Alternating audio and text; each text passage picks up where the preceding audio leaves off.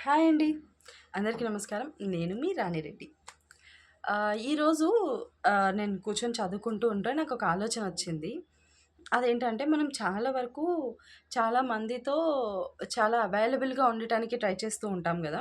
అది ఫ్రెండ్స్ కావచ్చు, అమ్మ, నాన్న కావచ్చు, దగ్గర బంధువులు ఎవరైనా కొంతమందుంటే వాళ్ళు కావచ్చు, ఉంటాం కదా! కానీ అలా ఉండటం వల్ల మన విలువ వాళ్ళకి తెలియకుండా పోతుంది.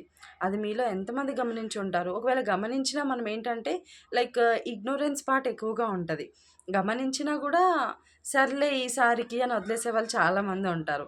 ఇంట్రోవర్ట్స్ ఎస్పెషల్లీ ఏం నో చెప్తాంలే అనేది ఒకటుంటది వాళ్ళకి. ఏదైనా అవసరం వచ్చినా, లేకపోతే మనం చాలా సీరియస్‌గా ఉన్నప్పుడు చదువుతోనో లేదా ఏదో వర్క్‌లో ఉన్నప్పుడు ఎవడో ఒకడు కాల్ చేసి ఇది కావాలి లేకపోతే ఇది అని అడుగుతారు గదా!